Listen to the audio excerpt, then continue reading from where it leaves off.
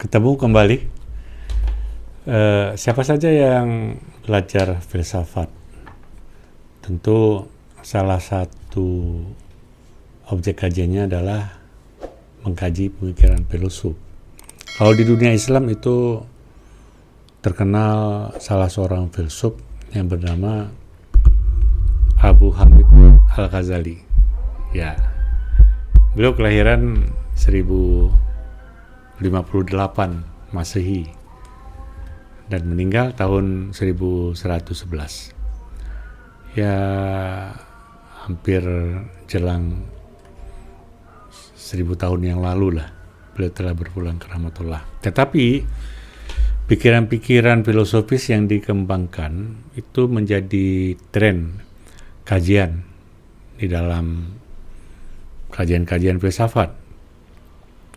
Ada sebuah tradisi yang unik, mungkin dalam konteks hari ini itu perlu kita adopsi, ya, bahwa para filsuf dahulu ketika menolak sebuah pandangan atau pendapat itu dimulai dengan apa ya? Dengan menuliskan kembali. Jadi tradisi penolakan konsep atau teori itu adalah dengan menuliskannya gitu, disertai dengan berbagai argumen.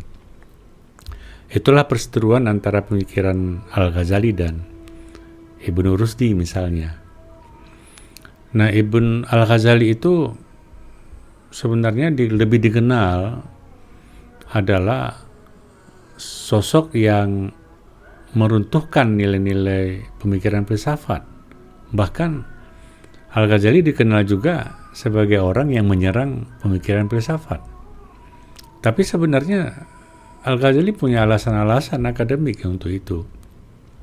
Beliau tidak serta-merta untuk menyerang pemikiran filosof, tapi beliau terlebih dahulu mengkaji apa sebenarnya fakta atau sosiologi daripada masyarakat kita itu yang muncul.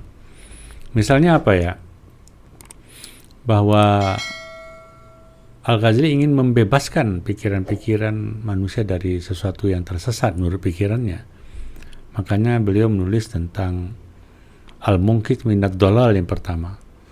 Kemudian untuk menyelami tentang pikiran-pikiran filsafat, Al-Ghazali menulis tentang Maqasidul Falasifah, tujuan daripada para filosof.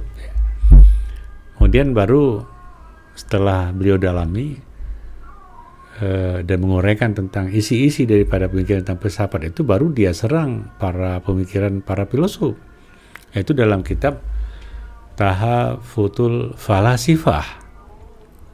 Itu Tahafutul Falasifah ada 20 konten yang menjadi subtitle kajian daripada Al-Ghazali, dan kita tidak bahas ini sebenarnya, tapi bisa dibuat kategorisasi. 17 konten itu dianggap Al-Ghazali pemikiran filosof itu cenderung kepada pola nalar yang bid'ah, sementara 3 konten lainnya itu cenderung kepada pola nalar kafir. Ya, beliau telah menganggap pikiran filosof itu keluar dari bingkai substansi keislaman yang diyakini. 17 yang bid'ah itu terkait dengan relasi Tuhan dengan manusia dan alam dan sebagainya, pertautan antara ketiga substansi kajian filsafat itu sendiri. Tetapi yang 3 hal yang menurut Al-Ghazali pemikiran para filosof itu kafir adalah, yang pertama bahwa Tuhan tidak mengetahui hal-hal yang juz'iyah.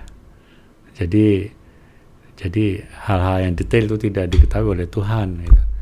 Yang kedua adalah filosof menolak adanya kebangkitan jasmani.